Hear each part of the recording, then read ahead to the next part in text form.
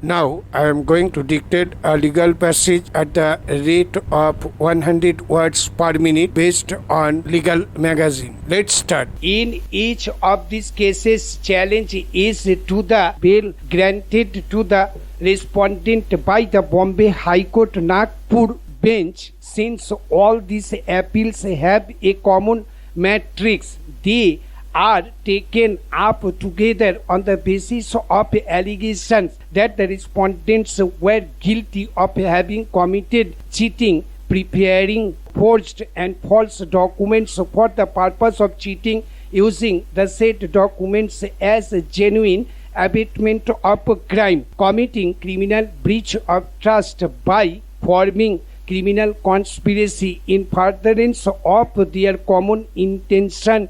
Law was set into motion. Para.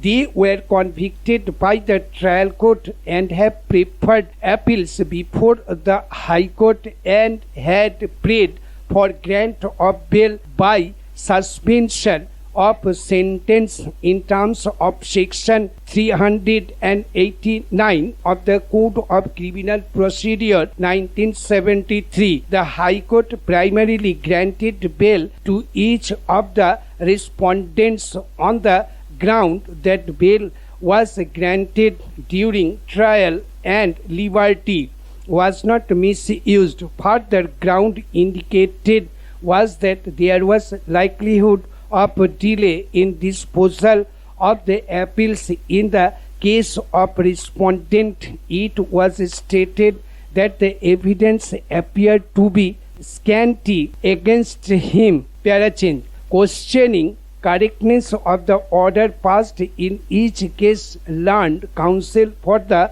state submitted that there was a large scale of manipulation of records, resulting in manipulation of results of the candidates, and each of the respondents had a definite role to play apart from the cases where they have been convicted. Large number of connected cases are also pending. In the case of respondent Madhukar, 2 cases under the Prevention of Corruption Act 1988 were pending. In one case, the said accused had offered bribe to the investigating officer and was caught red-handed.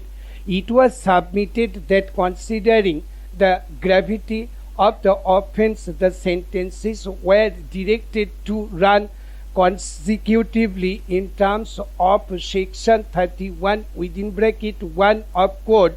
It was stated that the High Court was misled in the case of respondent Janaki, who made a false statement before the High Court that he had deposited fine amount while in fact he had not done so, as would be apparent from the second order.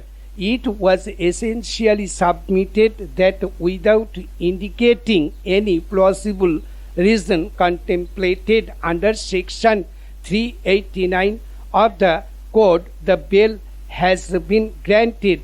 The seriousness of the allegations for which the accused respondents have been already convicted has been completely lost sight of. Para.